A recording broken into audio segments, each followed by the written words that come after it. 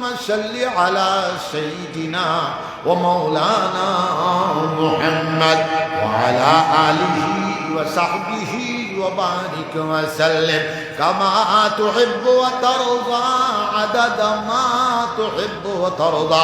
সবচেয়ে বাড়তি মোটি মুক্তাসর দুরূদ শরীফ বলো সাল্লাল্লাহু আলাইহি ওয়াসাল্লাম। সবাই হলো সাল্লাল্লাহু আলাইহি ওয়াসাল্লাম, সাল্লাল্লাহু আলাইহি ওয়াসাল্লাম। দুরূদ শরীফ বেশি পড়া ঈমানের আলামত। দুরূদ শরীফ বেশি পড়লে ঈমান জিন্দা হয়ে যায়। দুরূদ শরীফ বেশি পড়লে বিশ্বনবী মুহাম্মদুর রাসূলুল্লাহ সাল্লাল্লাহু আলাইহি সাল্লামকে বারবার খাবে জিয়ারত নসিব হয়ে যেতে পারে। দুরূদ শরীফ বেশি পড়লে বিশ্বনবী মুহাম্মদুর রাসূলুল্লাহ সাল্লাল্লাহু আলাইহি সাল্লামের বারবার কবর জিয়ারত নসিব হয়ে যেতে পারে। বিশ্বনবী মুহাম্মদুর রাসূলুল্লাহ সাল্লাল্লাহু আলাইহি সাল্লাম বলতেছেন, হাদিস শরীফের মধ্যে আসতেছে, মান যারা কবরি ওয়াজাবাত লাহু শাফাআতি ইয়াউমাল কিয়ামা। যে আমার কবর জিয়ারত করলো, আমি নবী মুহাম্মদুর রাসূলুল্লাহ সাল্লাল্লাহু আলাইহি সাল্লামের জন্য কিয়ামতের দিনে ব্যক্তিটার জন্য শাফাআত করা ওয়াজিব হয়ে যায়। জোরে বলো আল্লাহু আকবার, আর জোরে বলো আল্লাহু আকবার। আমরা সমান করে অঞ্চলবাসী দুরূদ শরীফ আমরা বেশি পড়ার চেষ্টা চালায় যাব। দুরূদ শরীফ বেশি পড়িলে সাইটটা ফায়দা, ঈমান জিন্দা হয়ে যাবে, কুওয়াতে ঈমানিয়া পয়দা হবে, ঈমানের শক্তি পয়দা হবে। দুরূদ শরীফ বেশি পড়লে বিশ্বনবী মুহাম্মদুর রাসূলুল্লাহ সাল্লাল্লাহু আলাইহি সাল্লামকে বারবার খাবে জিয়ারত নসিব হয়ে যেতে পারে। দুরূদ শরীফ বেশি পড়লে বিশ্বনবী মুহাম্মদুর রাসূলুল্লাহ সাল্লাল্লাহু আলাইহি সাল্লামের কবর জিয়ারত বারবার নসিব হয়ে যেতে পারে। জোরে বলেন সুবহানাল্লাহ। আমার বাদশাহ সাহেব রাহমাতুল্লাহ আলাইহি জীবনের সর্বশেষ 5 থেকে 10 বছর আগ থেকে আরম্ভ হয়ে গেছে। একজন মুরব্বী মানুষ ওনার রাখা ছিল। ওনার এই মুরব্বী মানুষের কাজ ছিল আমার বাদশাহ সাহেব রাহমাতুল্লাহ আলাইহি দারো বইটা আর খালি দুরূদ শরীফ পড়িটা সাল্লাল্লাহু আলাইহি ওয়াসাল্লাম, সাল্লাল্লাহু আলাইহি ওয়াসাল্লাম। আল্লাহর ওলি আকরাম জীবনের সর্বশেষ আমল হয় হুলুসিয়া মুলখাস ভাবে কয়েকটা দুরূদ শরীফ বেশি পড়া, কোরআন শরীফের তেলাওয়াত বেশি করিয়া পড়া, আল্লাহর জিকির বেশি করিয়া করা, নামাজ বেশি করিয়া পড়া, আর ইলমের খেদমত করা, মানুষের খেদমত করা। আমার বাদশাহ সাহেব রাহমাতুল্লাহ আলাইহি দুরূদ শরীফ বেশি নিকটে পড়া হতো, তিনি পড়তেন, ইলমের খেদমত করতেন, মখলুকাতের খেদমত করতেন, আর নামাজ বেশি পড়তেন, কোরআন শরীফের তেলাওয়াত বেশি করতেন, আল্লাহর জিকির বেশি করিয়া করতেন। আমার আব্বা জান হযরত গাবিউল গফরি রাহমাতুল্লাহ আলাইহি জীবনের সর্বশেষ আমল ছিল দুরূদ শরীফ বেশি পড়া, কোরআন শরীফের তেলাওয়াত করা, নামাজ বেশি করিয়া পড়া, আল্লাহর জিকির করা, ইলমের খেদমত করা, মখলুকাতের খেদমত করা।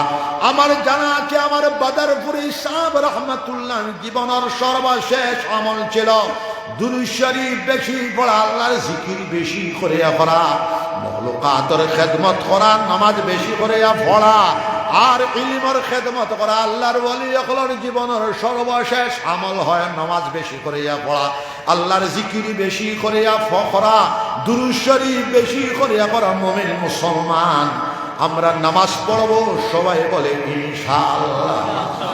ফজরের নামাজ আমরা জামাতের সাথে আদায় করবো, সবাই হাত উঠাও, সবাই বলেন ইনশাআল্লাহ। ফজরের নামাজ আমরা জামাতের সাথে আদায় করবো, আপামর জনসাধারণ মুসলমান সবাই হাত উঠাও, সবাই ইনশাআল্লাহ। জোহরের নামাজ আমরা জামাতের সাথে আদায় করবো, সবাই বলেন ইনশাআল্লাহ। আসরের নামাজ আমরা জামাতের সাথে আদায় করবো ইনশাআল্লাহ। মাগরিবের নামাজ আমরা জামাতের সাথে আদায় করবো ইনশাআল্লাহ। এশার নামাজ আমরা জামাতের সাথে আদায় করবো ইনশাআল্লাহ। এক মুমিন বান্দা এশার নামাজ জামাতে না পড়িয়া যাব না। সবে হাত উঠাও, সবে ইনশাআল্লাহ। আবার হাত উঠাও, সবে ইনশাআল্লাহ। তাহাজ্জুদের নামাজ আমরা 4 রাকাত অথবা 8 রাকাত অথবা 12 রাকাত আদায় করার চেষ্টা চালায় যাব। বাদাল ফজর বেইলুটান 20 মিনিট পরে ইশাকের নামাজ 2 রাকাত অথবা 4 রাকাত আমরা আদায় করব। বিশ্বনবী মুহাম্মদুর রাসূলুল্লাহ সাল্লাল্লাহু আলাইহি সাল্লাম বলতেছেন, ইশাকের নামাজ আদায় করলে এক মকবুল হজ, এক মকবুল উমরার সওয়াব পাওয়া যাবে। চারটার নামাজ আমরা 4 রাকাত অথবা 8 রাকাত আদায় করব। বিশ্বনবী মুহাম্মদুর রাসূলুল্লাহ সাল্লাল্লাহু আলাইহি সাল্লাম বলতেছেন, চারটার নামাজ আদায় করলে রিজিকের মধ্যে বরকত হয়, ইজ্জতের মধ্যে বরকত হয়, মালের মধ্যে বরকত হয়। আওয়াবিনের নামাজ বাদাল মাগরিব, আওয়াবিনের নামাজ 6 রাকাত অথবা 20 রাকাত আমরা আদায় করার চূড়ান্ত চেষ্টা চালায় যাব সবাই ইনশাআল্লাহ। আর আমরা আমাদের যাদের জানা আছে কোরআন শরীফের তেলাওয়াত, কামনে মুসলমান জামাত কোরআন শরীফের তেলাওয়াত আমরা করব ইনশাআল্লাহ। বিশ্বনবী মুহাম্মদুর রাসূলুল্লাহ সাল্লাল্লাহু আলাইহি সাল্লাম বলতেছেন, আফজালু যিকরে বিতিলাওয়াতিল কোরআন, तमाम জিকির থেকে আফজল জিকির হলো কোরআন শরীফের তেলাওয়াত। আমরা যাদের জানা আছে কোরআন শরীফের তেলাওয়াত করব, যাদের জানা নাই আমরা জানার চেষ্টা করব। কল্য হাদিসের মধ্যে আসতে সে আফজল জিকরে লা ইলাহা ইল্লাল্লাহু মুহাম্মাদুর রাসূলুল্লাহ। तमाम জিকির থেকে আফজল জিকির হলো লা ইলাহা ইল্লাল্লাহু মুহাম্মাদুর রাসূলুল্লাহ।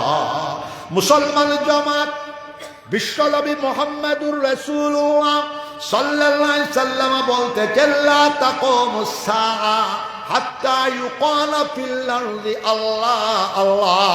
ততক্ষণ পর্যন্ত কিয়ামত সংগঠিত হবে না যতক্ষণ পর্যন্ত জমিনের উপরে একজন মর্দা মুমিন আল্লাহ আল্লাহ কাহানেওয়ালা, আল্লাহর জিকির করনেওয়ালা মৌজুদ থাকবে, আল্লাহর নাম জপনেওয়ালা মৌজুদ থাকবে।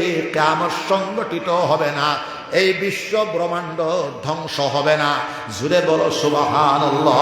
বিশ্বনবী মুহাম্মদুর রাসূলুল্লাহ সাল্লাল্লাহু আলাইহি সাল্লাম বলতেছে, আল্লাহর জিকির করলে 100টা ফায়দা হওয়া যায়। জুড়ে বলো সুবহানাল্লাহ। গলো আল্লাহর জিকির করলে রিজিকের মধ্যে বরকত হয়, আল্লাহর জিকির করলে মালের মধ্যে বরকত হয়, আল্লাহর জিকির করলে আওলাদের মধ্যে বরকত হয়, আল্লাহর জিকির করলে কুওয়াতে ঈমানিয়া পয়দা হয়, আল্লাহর জিকির করলে কুওয়াতে কলবিয়া পয়দা হয়, আল্লাহর জিকির করলে কুওয়াতে রূহানিয়া পয়দা হয়, আল্লাহর জিকির করলে কুওয়াতে জিসমানিয়া পয়দা হয়, আল্লাহর জিকির করলে আল্লাহর মহব্বত নসিব হয়ে যায়, আল্লাহর জিকির করলে আল্লাহর মাইয়াতি মানে নয়কটা তালা হয়, ওয়ালিহানা আশিকানা পাবে, আল্লাহর মহব্বত ডুবিয়া, আল্লাহর ইশকের মধ্যে ডুবিয়া। আল্লাহর জিকির করলে আল্লাহর জিকিরের ভিতরে এত শক্তি, এত কুওয়াত, এত তাকত নিহিত রয়েছে। আল্লাহর জিকিরে জিকির করনে ওয়ালা মধ্যে মুমিনকে টানিয়া নিয়ে আল্লাহ পর্যন্ত পৌঁছায় দেবে আল্লাহর হুকুমে। জোরে বলেন সুবহানাল্লাহ।